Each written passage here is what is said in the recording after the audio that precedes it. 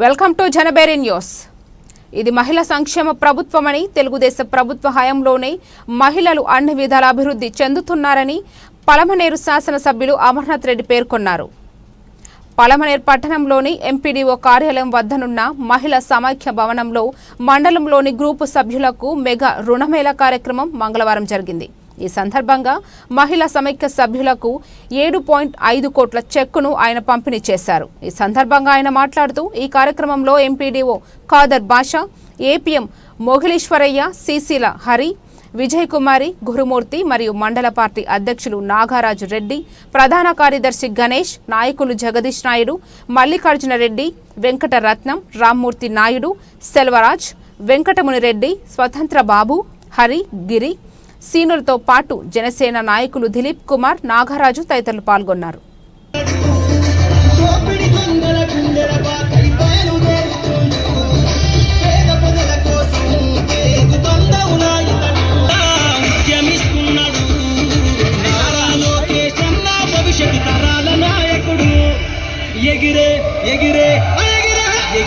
తెలుగుదేశం జెండా చేత పట్టినాడో,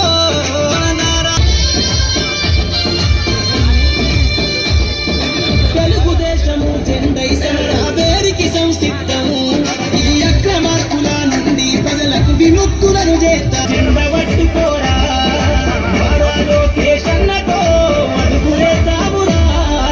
ఎగిరే ఎగిరే ఎగిరే తెలుగుదేశం జెండా చేత పట్టినాడో, నందమూరి తారక రాముడి అంశాంగా కదిలి వస్తున్నాడో, కదిలి వస్తున్నాడో.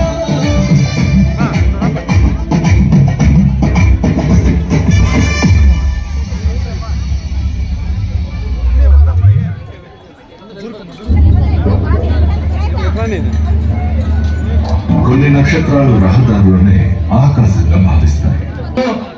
గౌరవనీయులు, పెద్దలు, పూజలు మన అమరన్న గారికి మన మండల సమాఖ్య తరఫున స్వాగతం, సుస్వాగతం. అలాగే శ్రీ మండల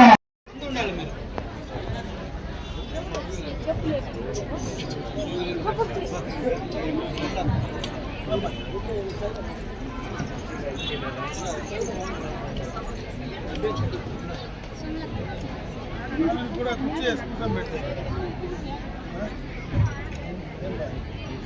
మండల మహిళా సమైక్యం కూడా కూర్చొని పెట్టాం కదా, మేము కూర్చొని ఏం చేసేది. వెలుగుమ కార్యక్రమానికి విచ్చేసిన మాజీ మంత్రివర్యులు, మన ప్రియతమ శాసన సభ్యులు శ్రీ ఎన్ అమర్నాథ్ రెడ్డి గారికి స్వాగతం పలుకుతూ, మండలం నుంచి ఇరవై మండలం నుంచి విచ్చేసిన ప్రతి మహిళా సోదరి వాళ్ళకి స్వాగతం తెలుపుతూ, దయాస్ మీద ఉన్న ప్రతి ఒక్క పెద్దలకి అందరికీ కూడా నమస్కారం తెలియజేసుకుంటూ, నమస్కారం అందరికీ కూడా. ఆ హామీలకి నెరవేర్చుకునే దిశగా మనం ఒక్కొక్క అడుగు ముందుకేస్తున్నాం.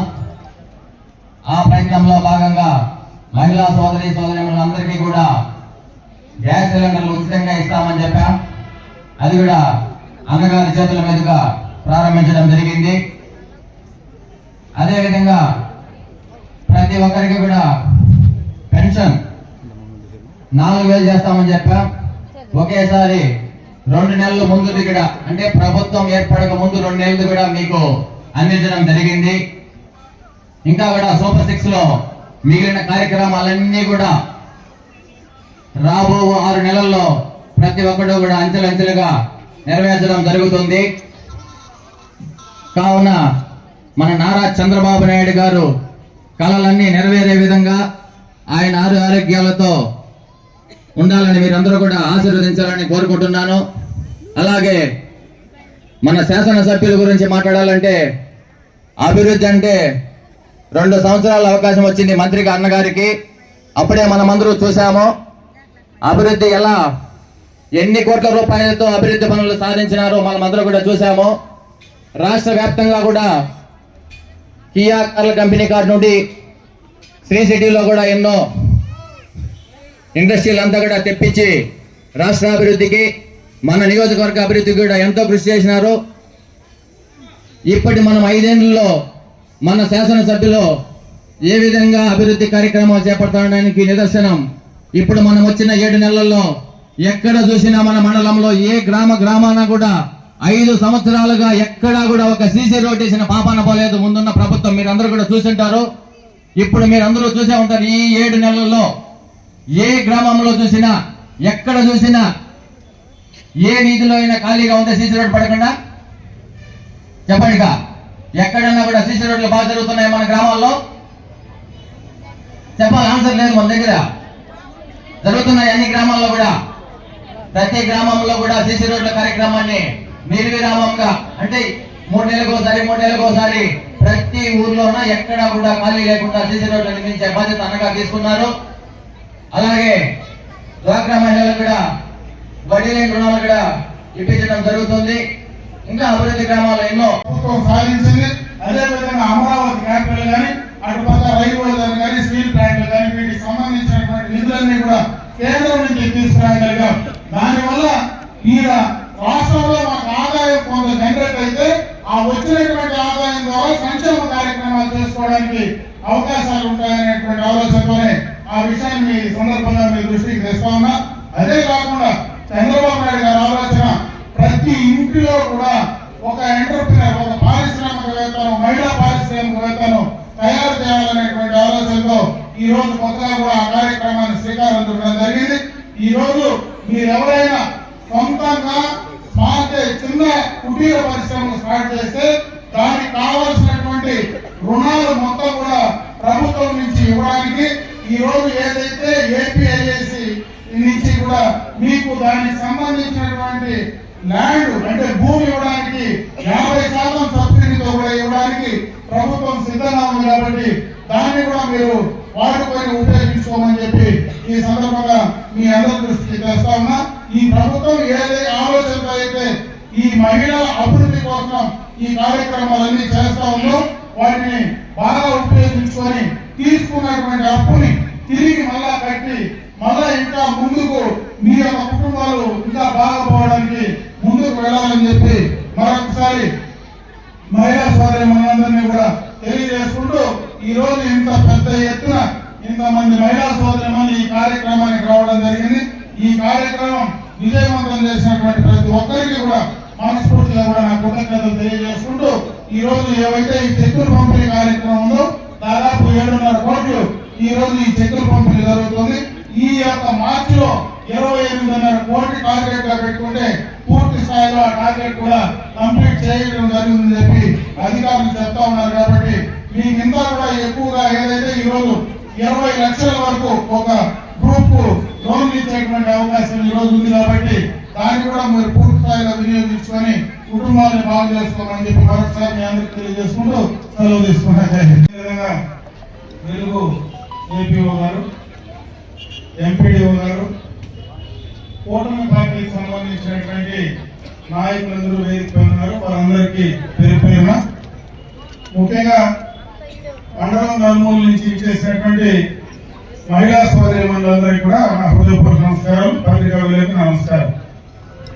ఇప్పుడే చాలా మంది ఈ పొదుపు సంఘాల గురించి, మహిళల అభివృద్ధి గురించి ఏ రకంగా ప్రభుత్వాలు చేస్తున్నాయనే దానిపైన మాట్లాడడం జరిగింది. నేను ఒక 2-3 విషయాలు మాత్రం ఈ సమావేశంలో మీ దృష్టికి తెచ్చే ప్రయత్నం చేస్తాను. భారతదేశ జనాభాలో 100% పైన మహిళలు ఉన్నారు. పురుషులు ఒక్కరే ఆర్థికంగా సామాజిక పరంగా ముందుకు వస్తే అభివృద్ధి చెందితే దేశం అభివృద్ధి చెందదు. పురుషులతో సమానంగా మహిళలు కూడా అభివృద్ధి చెందితేనే సామాజికంగా, రాజకీయంగా, విద్యాపరంగా వాళ్ళు కూడా అభివృద్ధి సాధిస్తేనే ఖచ్చితంగా మన దేశం ప్రపంచ దేశాల్లో ముందుకు వెళుతుందని మొట్టమొదటగా గుర్తించినటువంటి ఏకైక నాయకుడు ఈ యొక్క మహిళలు. ఈరోజు ఇంతమంది వచ్చి ఇక్కడ కూర్చోవడానికి ముఖ్యంగా ప్రధాన కారణమైనటువంటి మహానుభావుడు నందమూరి తారక రామారావు గారు సందర్భంగా నేను దృష్టి చేస్తా ఉన్నా. ఆయన ఆస్తిలో మహిళలకు కూడా సమాన హక్కు కల్పించాలని ఆ రోజు మొట్టమొదటిగా తీసుకున్నది ఆయన. రాజకీయంగా మహిళలు కూడా ముందుకు రావాలని మహిళలకు 33% రిజర్వేషన్ కల్పించి వేదికలపైన చోటు కల్పించింది ఈ నందమూరి తారక రామారావు గారు. ఆ తర్వాత ఆయన అడుగుజాడల్లో చంద్రబాబు నాయుడు గారు ముఖ్యమంత్రి అయిన తర్వాత మహిళలను ఆర్థిక పరంగా ముందుకు తీసుకెళ్లాలా, విద్యాపరంగా ముందుకు తీసుకెళ్లాలనేటువంటి ఒక దూరదృష్టితో పొదుపు సంఘాలు ఏర్పాటు చేసి, పొదుపు అలవాటు చేసి డాక్రా సంఘాలు ఏర్పాటు చేసింది చంద్రబాబు నాయుడు గారు. మొట్టమొదటిగా డాక్రా సంఘాలు ఏర్పాటు చేసినప్పుడు నేను మొదటి శాసనసభ్యుడు 1995లో నేను శాసనసభ్యుడు అయిన మొట్టమొదటిసారి.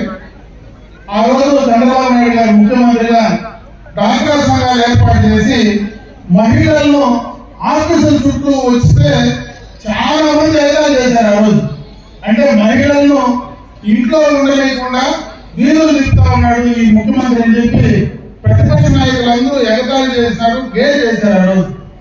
ఈరోజు ఇంత కోట్ల రూపాయల నిధులు బ్యాంకులు నేరుగా ఈరోజు మేము బ్యాంకుకి వెళ్ళి 50 అయినా మాకు అప్పిమంటే మీ దగ్గర ఏముంది, ఏం తాకట్టు పెడతామని మమ్మల్ని అడుగుతారు.